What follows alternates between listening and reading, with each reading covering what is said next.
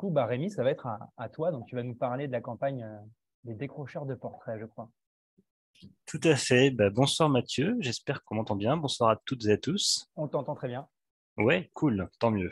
Et ben, ravi de vous retrouver. Merci pour l'invitation à Non-Violence 21 et bravo pour l'organisation de ces 21 heures ambitieux programme et en même temps super chouette de pouvoir rassembler toutes ces initiatives. Euh, Eh bien moi, du coup, je m'appelle Rémi, je suis à Nantes et je suis effectivement, comme c'est écrit sous ma tête, membre de l'équipe d'animation de Alternatiba et de ANV COP21, donc Action non violente COP21. Euh, Mouvement pour la justice climatique et sociale, et qui existe depuis 9 ans pour Alternatiba, 7 ans pour ANV COP21. Et voilà, pour ma part, donc je fais partie, enfin je vais parler ici principalement donc de la campagne effectivement Décrochons Macron. Mon rôle du coup dans l'équipe d'animation, c'est notamment de faire le suivi des groupes qui ont participé à cette campagne et qui se retrouvent pour certains en procès. Et donc je vais essayer de vous raconter tout ça et de vous proposer de revivre ensemble cette campagne Décrochons Macron, vous la faire vivre de l'intérieur et voilà, de façon un peu interactive, la faire revivre. Alors du coup, est-ce que j'ai le droit pour partager mon écran? Je crois que oui. Et je vais essayer de faire ça sans me Normalement, tromper. tu peux. Ouais, Et quand tu super, auras besoin de moi pour les sondages, tu n'hésites pas. tout à fait. Alors, je teste. Euh, Alors, je pense que ça comme ça. Check. Alors, en plus, je fais un truc que je ne devrais pas faire, c'est-à-dire que je teste une configuration avec un deuxième écran, ce que je ne fais pas d'habitude, donc voilà. Euh, Est-ce que ça marche? Vous voyez juste la Oui, partie. on voit Ok, Décrochons Macron, la campagne, vous êtes le héros. ok, super. Et ah oui, c'est vrai, du coup, je ne vois plus le chat. Check, check, check. Bon. Euh, Je te dirai alors, s'il y a des questions ou autres, et je me ouais, ferai le relais à l'oral de ces questions. ça marche. Mais je voulais juste. Alors attends, je vais juste stopper le partage. Juste un moment, maintenant que je sais que ça marche bien. Parce que je voulais d'abord poser une petite question aux gens qui nous suivent. Pour tester un peu si vous êtes là. Je voulais poser une question. Est-ce que vous pouvez écrire dans le chat dans quelle ville vous êtes, tout simplement? Ou même plus exactement, dans quelle ville vous étiez en 2019?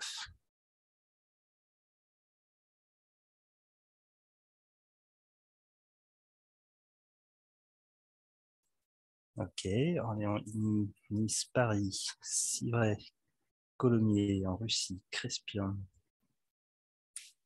Ok, Samoins, Léven, Saint-Étienne, Vitré. Très bien, donc ça me donne une diversité géographique. Et maintenant, deuxième question, est-ce que vous savez si dans votre ville ou pas loin de votre ville, il y a eu un décrochage de portraits dans la mairie? Si oui, remettez-moi le nom de la ville ou la ville proche, s'il y a eu un décrochage à votre connaissance. Ah, plus dur.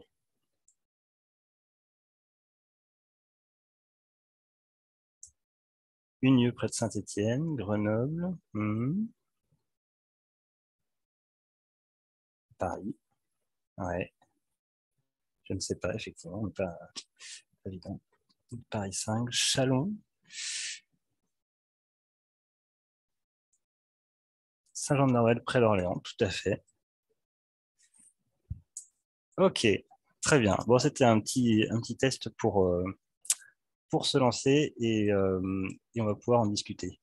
Euh, je voulais lancer mon chronomètre pour essayer de tenir les délais qu'on m'a donnés. Check. Mais je suis sûr que Mathieu saura me rappeler à l'ordre si je suis trop long.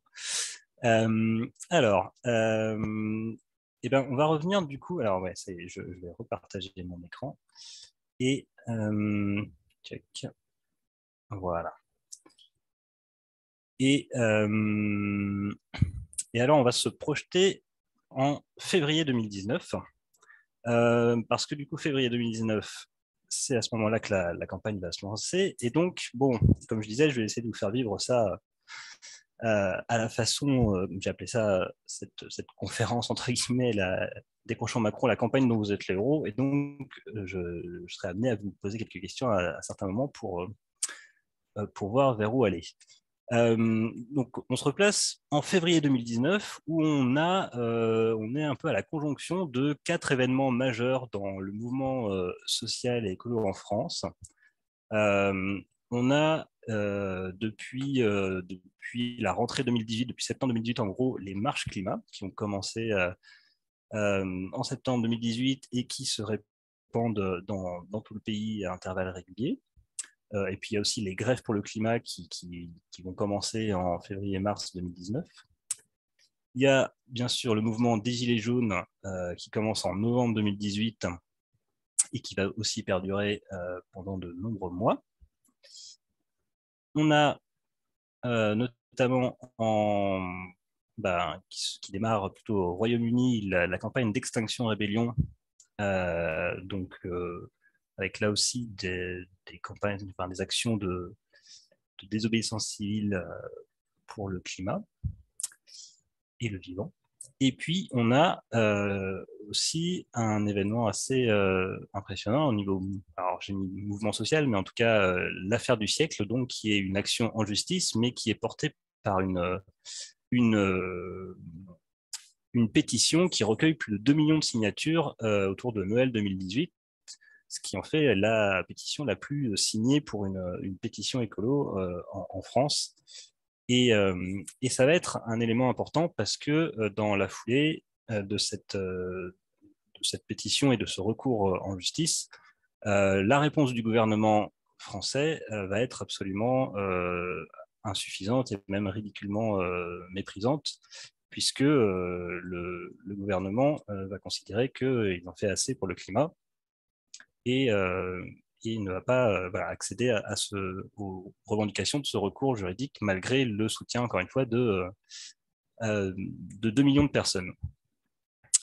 Il y a un autre élément de contexte qui nous intéresse particulièrement au niveau du mouvement climat, c'est qu'en tant qu'Alternativa et ANV COP21, on a organisé à l'été 2018 ce qu'on appelait le tour Alternativa, donc c'est un tour sur des vélos multiplaces, des tandems de 3 et 4 places, pendant 4 mois dans 200 territoires à travers la France, mais pas seulement, aussi quelques pays limitrophes. Et au cours de ce tour Alternativa, donc, qui faisait la part belle aux alternatives sur tout le territoire, il y a eu aussi des formations à l'action non violente qui ont eu lieu dans 100 territoires différents, qui ont formé 2400 personnes. Et ça s'est enchaîné avec une séquence d'actions à l'automne, et notamment une action de masse, des actions d'abord décentralisées dans tous les territoires, puis une action de masse à Paris, avec près de 1000 personnes à la Société Générale en décembre 2018. Et donc, on a ce contexte-là d'un grand nombre de personnes formées sur une grande diversité de territoires et des personnes qui sont montées en compétences dans ce domaine de l'action non violente. Et donc, nous sommes en février, enfin vous êtes en février 2019, et vous faites face au refus du gouvernement de sortir de son inaction climatique. Et là, on va voir si ça marche. Si Mathieu, tu peux envoyer la première question, sondage sur Zoom. Je ne sais pas si moi je vais le voir. Ah si, super. Merci. Du coup, je vous la lis. Que faites-vous face au refus du gouvernement de sortir de son inaction climatique? Réponse 1, vous vous résignez. Réponse 2, vous lancez une bombe sur l'Elysée. Réponse 3, vous organisez une campagne massive d'action non violente. Je vous laisse voter. Je ne peux pas voter moi-même. C'est terrible. Pas grave.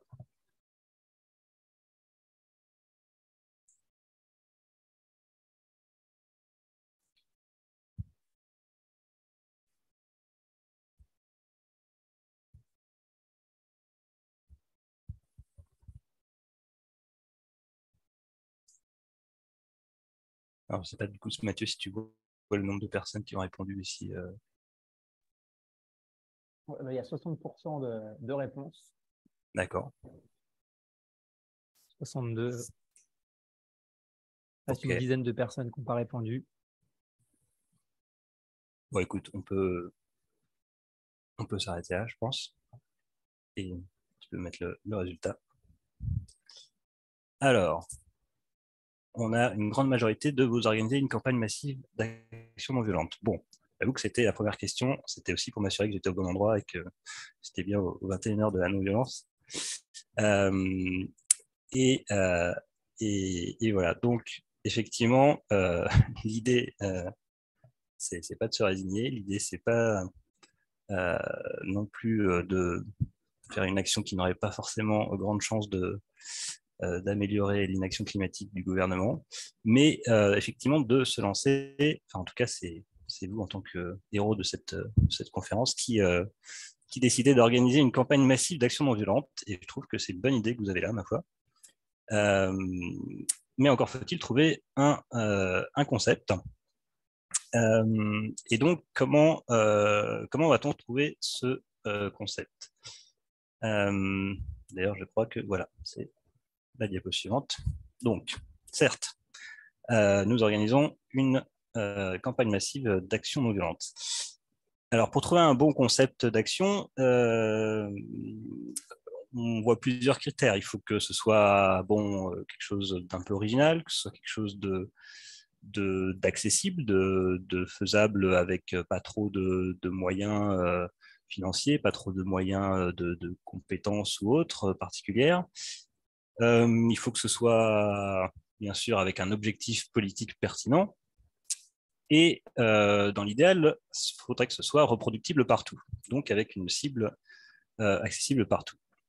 Et là, vous vous dites, ah mais tiens, un truc qu'il y a partout, c'est des mairies. Effectivement. Alors, vous entrez dans la mairie près de chez vous, et là, question numéro 2, Mathieu, si tu peux envoyer la question numéro 2. Une fois entré dans la mairie, pour envoyer un message clair sur l'inaction climatique, vous décidez de vous mettez un faux nez au buste de Marianne pour dénoncer la mascarade présidentielle. Première réponse. Deuxième réponse, vous mettez le feu à la mairie pour illustrer le dérèglement climatique. Troisième réponse, vous décrochez le portrait du président pour laisser le mur aussi vide que sa politique climatique. Allez, je vous laisse voter.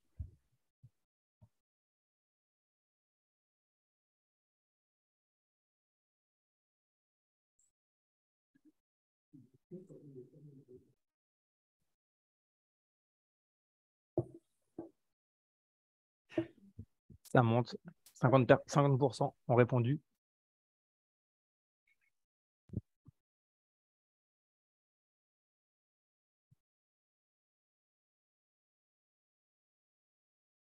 C'est terriblement frustrant de ne pas avoir, quand on partage son écran, même si on a deux écrans, de ne pas plus avoir accès au chat et aux fonctions de Zoom. C'est terrible. Sur le chat, il y a Baba qui disait impossible de résister à la bombe sur l'Élysée. Ah, ouais, C'est vrai que c'est toute la force de la non-violence de savoir résister à ces pulsions de bomber l'Élysée qui parfois, effectivement, peuvent chatouiller. Alors, 20 personnes ont répondu. Que les autres? Je pense qu'elles hésitent trop, elles n'osent plus. Alors, on peut laisser encore 10 secondes et puis après, tu peux clore.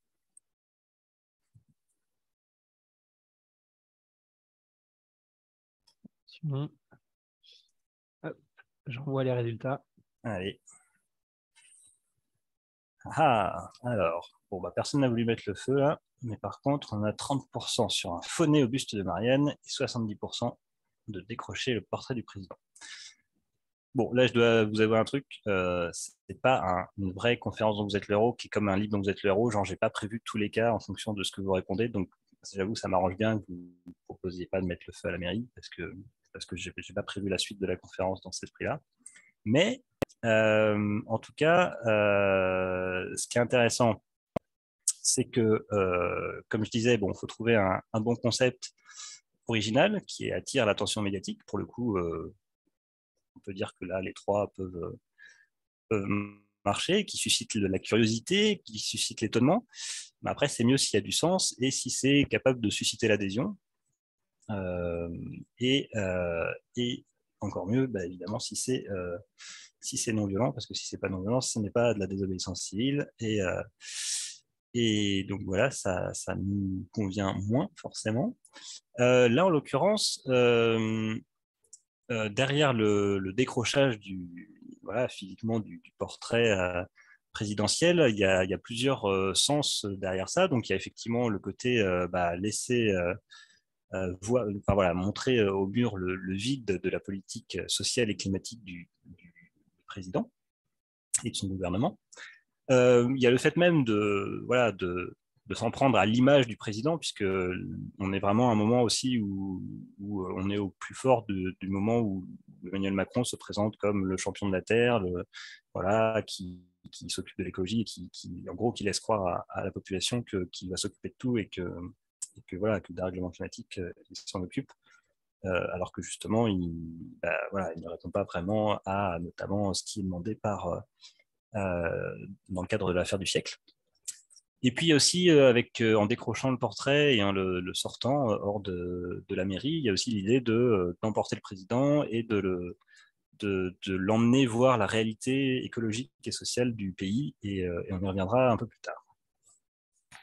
Mais suite de votre aventure, vous avez décroché le portrait, c'est bien, mais visiblement, ce n'est pas autorisé par la loi.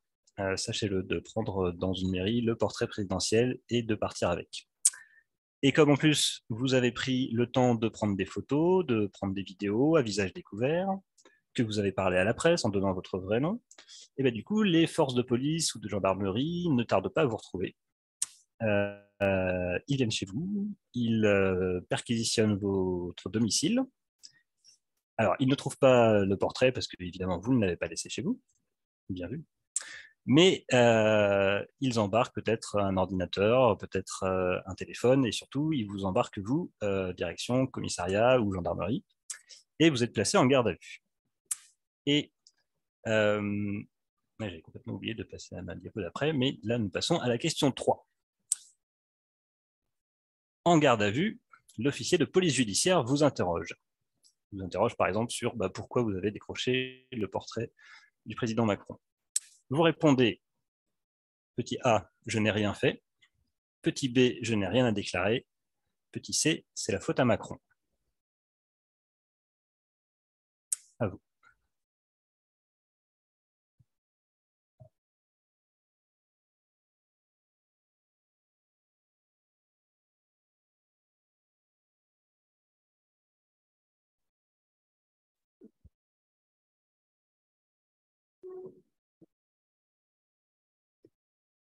On a 57% de réponses pour l'instant. N'hésitez pas, lancez-vous.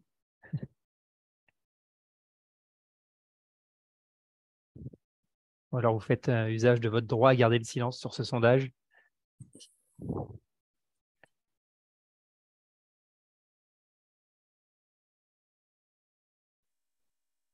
Voilà, pendant ce temps, je viens de réussir à ouvrir le chat. Je suis trop content.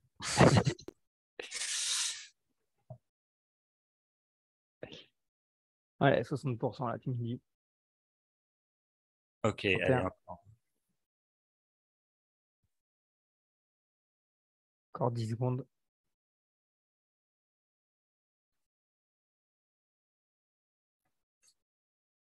Allez hop, je partage les résultats. Merci. Alors, 5% de je n'ai rien fait, 62% je n'ai rien à déclarer, 33% c'est la faute à Macron. Alors, le je n'ai rien fait, le problème c'est que c'est pas vrai et que ça va être facile à prouver, donc vous seriez rapidement en difficulté. Donc, plutôt pas ça. C'est la faute à Macron, bon, c'est en partie vrai. C'est moins facile à prouver, mais surtout là, si vous êtes en garde à vue et que vous êtes en train d'être auditionné, le temps d'audition, c'est pas le temps de la revendication politique, c'est le temps de l'enquête. Et nous, on n'a pas d'intérêt spécialement à faciliter ce temps de l'enquête. Donc, c'est pourquoi vous avez eu raison de répondre je n'ai rien à déclarer. D'une part, parce que, comme Mathieu l'a dit, c'est votre droit de garder le silence. Et ça, vous l'avez appris, n'est-ce pas, lors d'une des formations à l'action non violente, alors soit sur le tour Alternativa, soit lors des camps de climat qu'on organise, ou alors dans une des nombreuses formations qui sont données toute l'année localement. Et en plus, on vous l'a redit au briefing juste avant l'action. Donc, effectivement, quand vous étiez en garde à vue, vous n'avez rien déclaré. Et voilà, je crois que ouais, au niveau temps, je suis pas trop mal. Du coup, je précise aussi quand même que dans la réalité, il n'y a pas eu systématiquement à tous les décrochages et enfin oui, pour toutes les actions de décrochage, il n'y a pas eu systématiquement perquisition, garde à vue, etc. Mais il y en a eu quand même beaucoup. Mais il y a eu une grande variété on va dire de répression selon les territoires, sans que ce soit spécialement justifié. Alors des fois, effectivement, selon si la mairie a porté plainte, mais même ça, c'est pas le critère. Toujours, ça peut être aussi au niveau du procureur de la République local qui soit plus ou moins véhément pour imposer d'enquêter largement sur ça. En tout cas, voilà, il y a quand même, on en reparlera un peu plus tard des chiffres, mais eu beaucoup de décrocheurs et décrocheuses qui ont fini en garde à vue, enfin qui ont fini, ça s'arrête quand même au bout d'un moment, et donc voilà, vous en êtes là de votre aventure. J'ai encore pas passé ma slide, mais bon, voilà, j'ai un petit diapo. Voilà, c'est une diapo d'un camp climat et d'un entraînement, de mise en situation voilà, euh, lors d'un camp climat. Donc là, vous êtes finalement sorti de garde à vue, vous retrouvez les amis qui ont monté un comité de soutien devant le commissariat, devant la gendarmerie, pour réclamer votre libération, qui ont prévenu la presse et qui vous accueillent. Donc voilà, et le temps de vous remettre de cette expérience peu agréable, vous passez à la suite et vous dites, maintenant qu'on a ce portrait, voilà, avec l'ensemble du collectif, vous réfléchissez à ce que vous allez faire après. Et donc, on peut passer à la question 4. Mathieu, tu peux lancer le sondage, merci. Donc, après l'avoir mis à l'abri dans une cachette, vous ressortez le portrait à l'occasion, petit A, de votre fête d'anniversaire, petit B, d'un événement politique et médiatique, petit C, d'une vente aux enchères. À vous.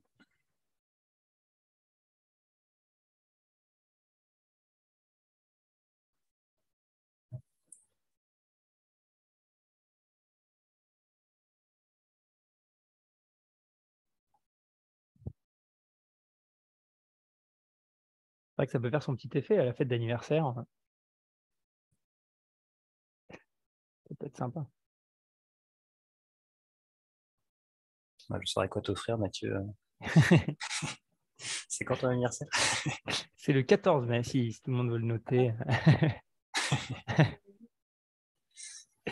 N'hésitez pas. Alors, 64% de réponses.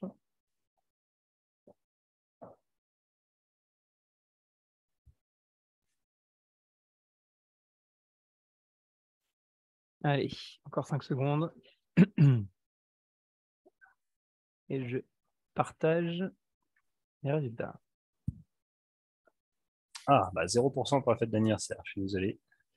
82% sur l'événement politique et médiatique, 18% sur la vente aux enchères. Alors, bon, la fête d'anniversaire, chacun son truc, hein, on ne juge pas. Voilà, mais a priori, si vous avez décroché le portrait du président Macron, c'est pas pour l'accrocher dans votre salon, c'est pas pour en faire un usage privé. Et voilà. Et pour ce qui est de la vente aux enchères, alors le but, c'est a priori pas non plus de se faire de l'argent avec. En plus, c'est le portrait officiel, il est trouvable à 10 € à peine sur le site de l'Élysée. Donc voilà. Et en plus, vous risquez vraiment d'aggraver votre cas juridiquement. Alors peut-être qu'il y en a qui ont ça en tête qu'il y a eu une vente aux enchères de portraits, mais pour le coup de portraits détournés en fait par des artistes il y a 1 an et demi, en avril 2021, si je ne dis pas de bêtises. On avait fait ça pour soutenir les décrocheurs et décrocheuses en procès avec le soutien et la participation d'artistes qui s'étaient amusés à détourner de différentes façons le portrait officiel, et ça avait été vendu aux enchères. Mais les portraits réquisitionnés en mairie, non, ils n'ont pas été revendus. Donc, votre réponse, effectivement, de sortir à l'occasion d'un événement politique et médiatique, ça paraît une bonne idée.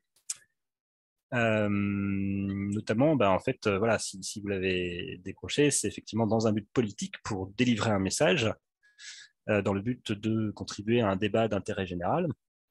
Donc, ouais, n'hésitez pas à le sortir à différentes occasions, alors que ce soit local, national, international, que ce soit des manifs de gilets jaunes, que ce soit des marches climat, que ce soit pour dénoncer des GP2I, des grands projets inutiles et imposés, comme c'est arrivé en Alsace, dans le Loiret, en Sarthe ou d'autres endroits, pour des vidéos pédagogiques sur des rivières à sec ou les effets des pesticides. Voilà. Donc il y a eu pas mal d'utilisation comme ça. Et puis, vous pouvez le sortir effectivement aussi à des événements médiatiques et politiques d'ampleur nationale ou internationale, notamment au moment du G7, par exemple. Le G7 qui a eu lieu au Pays Basque l'été 2019, ça a été l'occasion de sortir un certain nombre de portraits, de faire une grande manifestation en pleine zone en plus interdite aux manifestations, et de sortir ces portraits du coup devant la presse internationale rassemblée là pour le G7, et de transmettre ce message que non, effectivement, le président Macron qui se proclame le champion du climat, et en fait, dans son propre pays, n'agit pas à la hauteur de l'enjeu. Pardon. Et donc voilà, par exemple, très bon exemple de sortie. Vous pouvez aussi, en dehors d'événements, créer l'événement en rassemblant 100 portraits, par exemple, devant la Tour Eiffel, symbole de la COP21 et de l'engagement des États à respecter l'accord de Paris, et donc l'objectif de rester sous les 1,5 degrés. Ou encore, quelques mois plus tard, juste avant les municipales 2020, aux abords de l'Élysée, pour faire le bilan du président Macron, le bilan en matière écologique et sociale.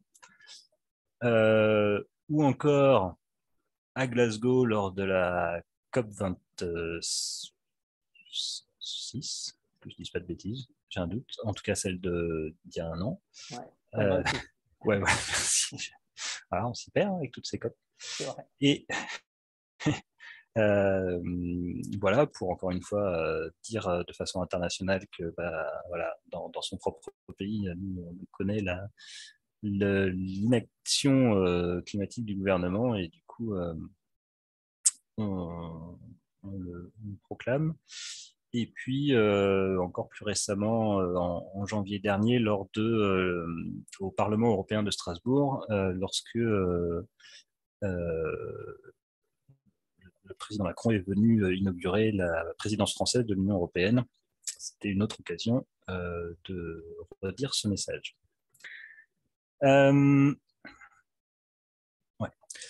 Voilà, vous vous êtes bien amusé à sortir tous ces portraits, à diffuser votre message, mais maintenant, vous êtes rattrapé par la petite convocation au tribunal, et donc arrive le jour de votre procès pour décrochage de portraits, et nous arrivons donc à la question numéro 5, Mathieu. Le jour de votre procès arrive enfin au tribunal, que faites-vous? A. Vous niez tout en bloc. B. Vous vous faites le plus discret possible. c'est vous donner la parole à des scientifiques, à des victimes du dérèglement climatique. À vous.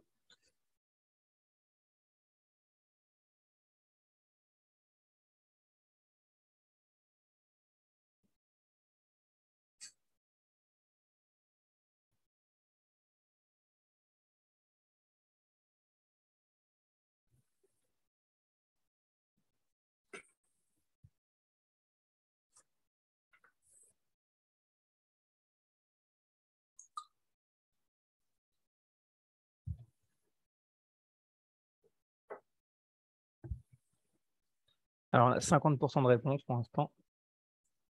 54, ça monte. C'est une bonne stratégie, de se faire discret au tribunal. Ouais, je ne veux pas spoiler, mais je suis pas sûr. En tout cas, c'est pas la nôtre. Allez, je laisse encore 5 secondes et on va voir s'il y a des gens qui ont voulu être discrets ou pas. Voilà les résultats.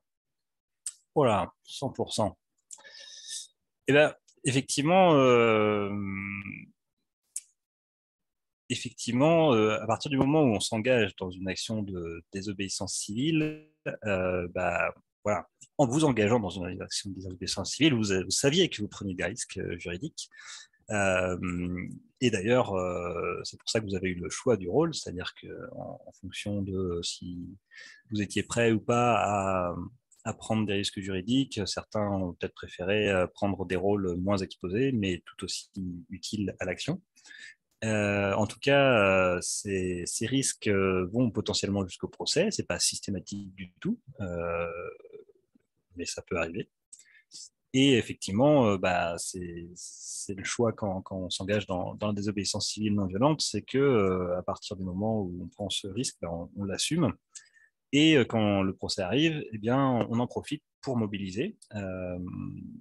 Et encore une fois, en tout cas, je le précise parce que des fois, on va nous dire qu'on instrumentalise la justice en faisant ça.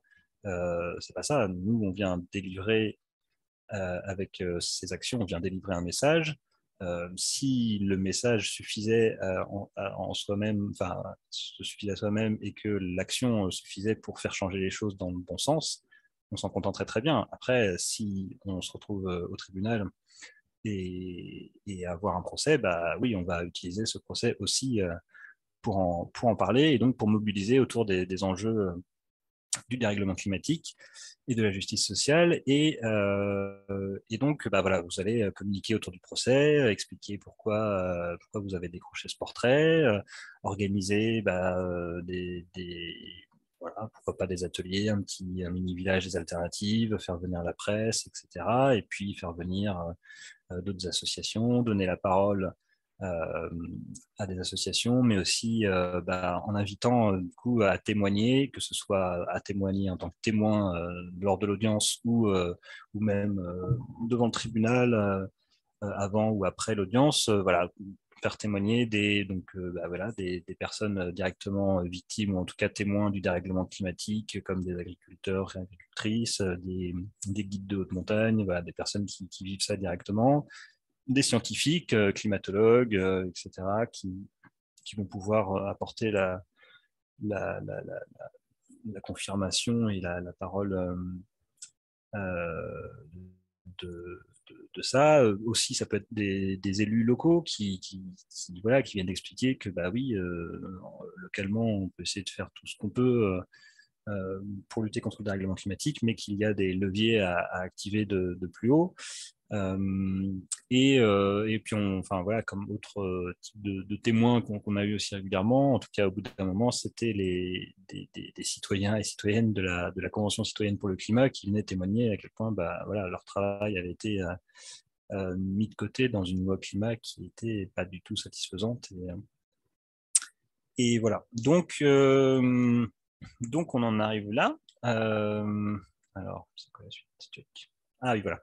Euh, et, euh, et bon, le procès n'est pas une fin en soi, mais donc on a un certain nombre de choses à retirer de cette campagne d'enseignement. Euh, Et notamment, je voulais revenir sur quelques chiffres, parce que du coup, ça a été une campagne assez massive pour notre mouvement, mais voilà, de manière globalement assez inédite pour le mouvement climat en général. Et allez, on va faire le test là. Vous pouvez utiliser le chat. À votre avis, combien il y a eu de décrochage de portraits dans les mairies au total dans tout le pays?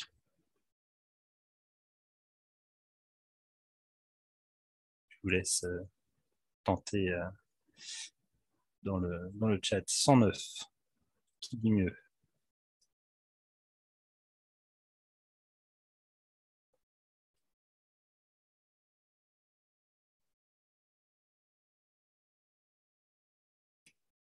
« 150. 190. 100. Bon, on tourne en tout cas autour d'un ordre de grandeur qui est le bon. Il y en a eu au total 151. La grande majorité ont eu lieu Oui, donc bravo quand même à 150, c'était bien. Il y en a eu au total 151, dont la très grande majorité ont eu lieu dans les 6 premiers mois, puisque en fait, en gros, au bout de après les premières actions qui ont eu lieu, on a lancé un appel à décrocher 125 portraits justement avant le G7 pour les utiliser au G7, dans l'idée que ce nombre de 125, c'était le nombre de jours qu'il fallait à la France pour atteindre son quota annuel d'empreinte carbone, en gros, de son quota carbone, on va dire, pour l'année, et du coup, 125 jours seulement. Et bon, finalement, on a décroché plus de portraits que ça, donc on est allé jusqu'à 151. Allez, un deuxième chiffre, combien de personnes ont subi des gardes à vue suite à ces décrochages? Là aussi, dans tout le pays, et globalement, ça s'est étalé sur un an, ces gardes à vue. Il y en a quelques-unes après, mais... Alors, 300, nous propose Sabine. 45 pour Jean-Paul, 137 pour non-violence 21. C'est Mathieu, non?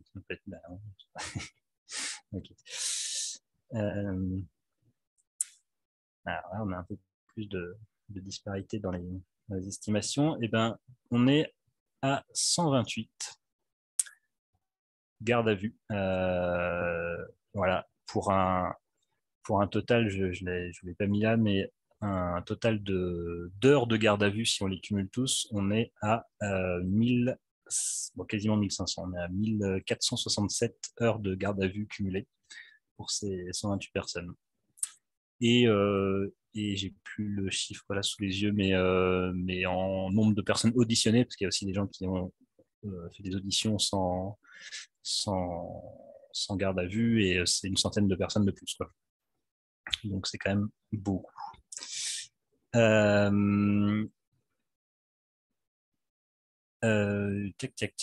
Un autre chiffre. Ah oui, le nombre de procès. Est-ce que vous savez à combien de procès on en est, sachant que là, pour le coup, c'est encore en cours. Autant les décrochages, c'est terminé, et les gardes à vue, on peut espérer que ça c'est terminé. Mais les procès, ce n'est pas fini, ça continue. Je vais vous en parler après. Mais alors, 21, 10, 32. C'est plus, vous êtes tous en dessous. Je ne sais plus c'est quoi, c'est au juste prix. Non, il n'y avait pas un truc quand tout le monde est en dessous, il y a un petit truc, un petit bruit là. 50, c'est mieux, on n'est pas loin. On est à 58 procès. Alors là, je compte ceux qui ont déjà eu lieu plus ceux qui sont déjà annoncés, c'est-à-dire par exemple voilà, quand on sait qu'il va y avoir un appel, même si on n'a pas encore la date, mais il y en a déjà eu sur ces 58, je crois, une cinquantaine de passés. Donc oui, ça fait beaucoup. Et donc là, je parle à tous les échelons, que ce soit en première instance, en appel, en cassation, ou bientôt, peut-être, en Cour européenne des droits de l'homme. Et allez, un dernier chiffre. Est-ce que, à votre avis, combien on a recensé de citations presse, donc de passages dans les médias, que ce soit Presse locale, nationale, internationale, que ce soit la presse papier, web, radio, télé, depuis le début de cette campagne. 250, c'est plus. 150, c'est plus. 650, c'est plus. 1500, c'est plus. On est à plus de 2200 citations presse depuis le début de cette campagne, ce qui prouve bien que d'un point de vue médiatique, l'effet recherché est atteint, et surtout que c'est non seulement impressionnant quantitativement, mais ça l'est aussi qualitativement, dans le sens où le message qu'on voulait faire passer sur l'inaction climatique du gouvernement, sur faire comprendre que non, en fait, Emmanuel Macron et son gouvernement n'assurent pas eux-mêmes l'action climatique de la France, et que du coup, il faut les bouger là-dessus. Eh bien, ce message, il passait aussi. Et voilà. Et sur les autres, pour vous parler aussi un peu des autres retombées en dehors de la presse, c'est que cette campagne, elle a aussi comme effet quelques avancées au niveau du droit, c'est-à-dire que on a eu des relax dans les procès, pas tous, loin de là, mais on est à rien que, si on compte vraiment sur le fond, on a eu 11 relax, dont la première qui avait été assez retentissante, qui était au nom de l'état de nécessité. Et donc, c'est quelque chose qui après a été cassé en appel, et la Cour d'appel a condamné finalement les décrocheurs, et la Cour de cassation ne reconnaît pas l'état de nécessité pour nos actions. Mais n'empêche que ça crée un gros débat au sein même de la magistrature sur le fait en fait, ouais, il manque quelque chose sans doute en fait dans notre droit par rapport à sans doute à un état de nécessité écologique, climatique, qui fait que oui, ce genre d'action devient légitime et nécessaire dans la situation dans laquelle on est. Et c'est vraiment un gros débat qui agite beaucoup la sphère de la magistrature. Et d'ailleurs, on est très souvent sollicité en tant que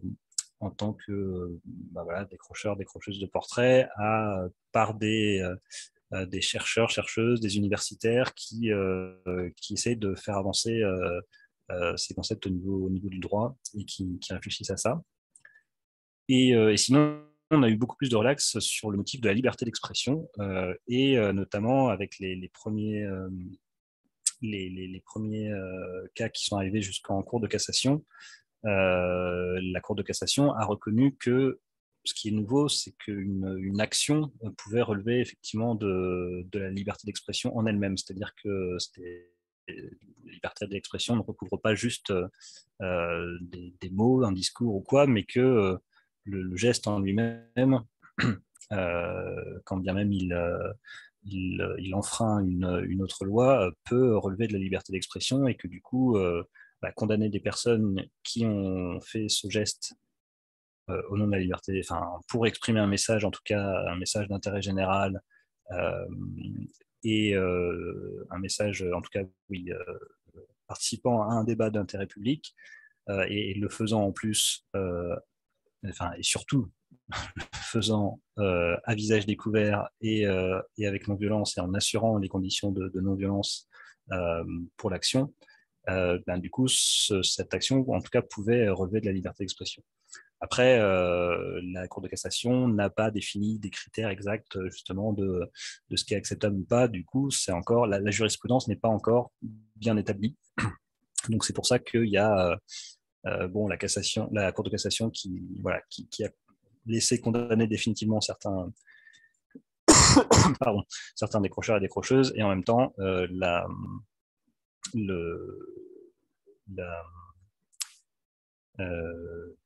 et en même temps, des cours d'appel qui continuent de relaxer des décrocheurs et décrocheuses. Et puis, juste pour vous dire, du coup, qu'on a un cas, un premier dossier qui a été déposé en Cour européenne des droits de l'homme, là, il y a quelques mois. Donc, ça suit son cours, parce que du coup, ça pourrait ça pourrait être reconnu que voilà, alerter de façon non violente comme ça sur l'inaction climatique et les dangers que ça implique pourrait être reconnu comme légitime. Je commence peut-être à être un peu long, alors j'en suis arrivé à peu près à la fin de, de ce que je voulais exposer, mais je voulais garder du temps pour des échanges de questions-réponses, donc je ne sais pas trop, Mathieu, je te laisse me dire peut-être au niveau... Oui, vas-y, tu as commencé un peu en retard, donc tu as droit à ton rab aussi. Ok. Donc on vise peut-être 20h10, si c'est bon pour toi. Ouais, très bien. En tout cas, juste moi, pour finir, ce que je peux dire, c'est que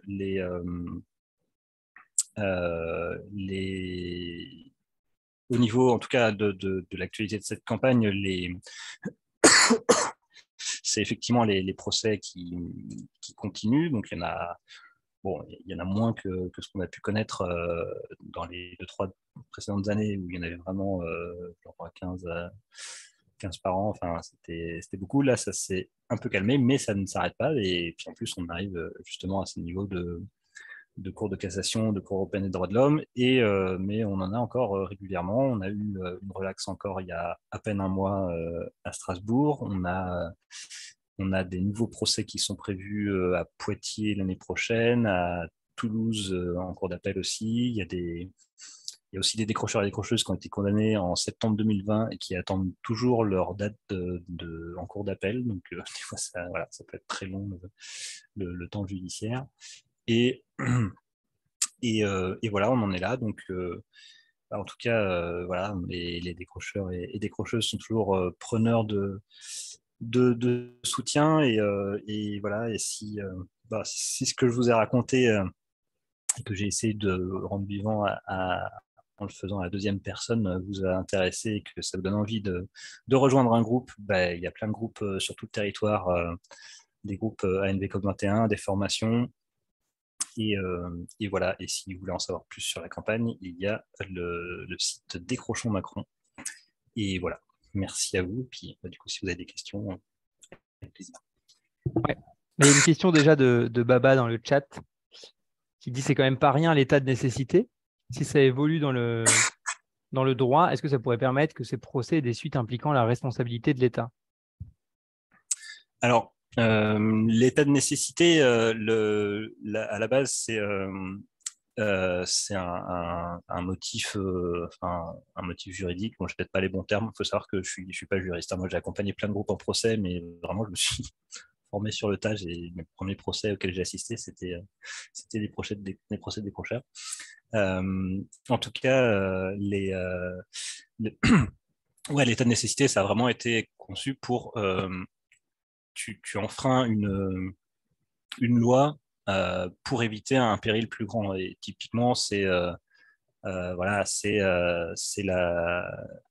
on dit souvent la mère ou le père de famille qui va voler du pain pour nourrir son enfant parce que sinon son enfant va mourir. Bon, là, voilà, c'est ce que c'est l'état de nécessité. Est-ce que Enfin, voilà, on ne se pose pas la question d'un pompier qui va casser une porte pour pouvoir accéder à une maison en flammes et en sortir des gens qui sont dedans. Enfin voilà, c'est l'état de nécessité, c'est plutôt ça. Donc ça permet pas. Enfin, c'est plutôt une façon de dire que l'action était légitime, même si elle a une partie illégale. Et du coup, ça rejoint vraiment beaucoup l'idée de désobéissance civile, qui est justement de ça, de dire à un moment, il y a peut-être une loi qui n'est pas légitime, qui n'est pas juste, ou en tout cas, ou en tout cas, il va être légitime de désobéir à une loi pour se prémunir d'un danger plus grand ou pour l'intérêt général. Du coup, voilà, c'est plutôt ça, dans ce sens-là, qu'on utilise l'état de nécessité.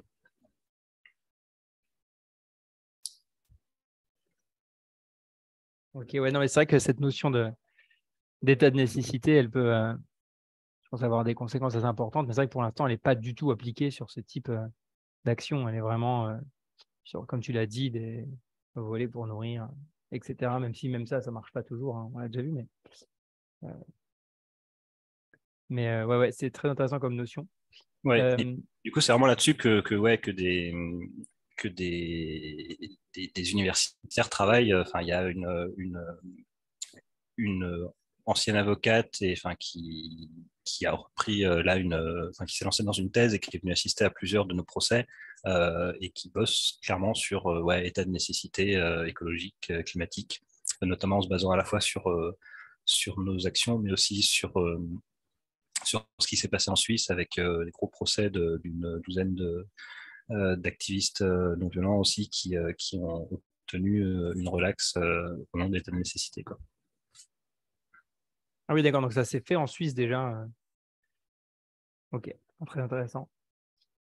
Je sais que il y a aussi des procès récents là qui se sont faits suite à des actions qui ont eu lieu pendant le Covid et les restrictions de rassemblement et qui plaident aussi l'état de nécessité supérieur pour alerter sur les dangers climatiques à non-rassemblement. Ouais.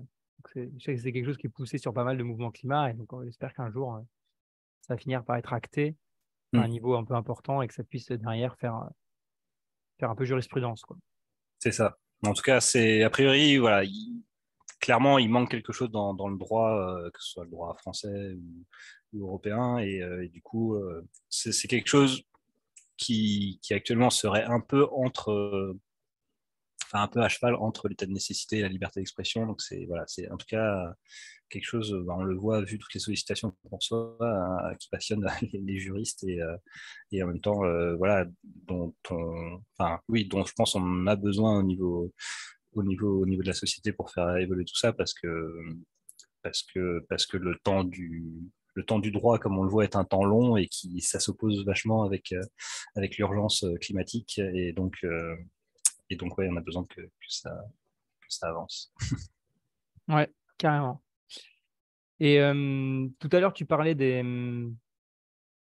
tu parlais des portraits qui avaient été mis aux enchères faits par des artistes. Il y a notamment Étienne Lecroix, je vais vous montrer, qu'on avait fait un, qu'on a envoyé normalement à l'écran à l'époque. Donc, c'était l'un de ces fameux portraits Tout à détournés fait. de Macron. Voilà. Donc, j'espère qu'il aura permis de soutenir Mais oui, les militants au procès. merci Étienne. Avec ce Macron banquise qui est bien fondu. Ouais, qui a bien fondu, ouais. Et puis, tant qu'on y est, il y a Étienne a fait d'autres. Il a été très inspiré là. Il en a fait 3 pendant pendant ta présentation. On va l'envoyer un. Hop, on fait quoi de ce portrait maintenant? On le brûle. C'est dingue. Pense à l'effet de serre. Et oui, encore une autre bonne raison de ne pas le brûler. Voilà. Une autre raison. C'est pareil pour les mairies. Voilà, Macron décroche. Bien dire et l'effet de serre, telle est ma devise. Oui, c'est ça, c'est bien dire et laisser faire pour être joli. clair. Ouais. C'est contrepétri. Et un dernier, chez les militants d'ANV COP21 au téléphone, qu'ils raccrochent. Voilà. Très bon. Voilà, tu l'as bien inspiré pendant ces. Mais ce n'est pas le sujet le plus difficile non plus.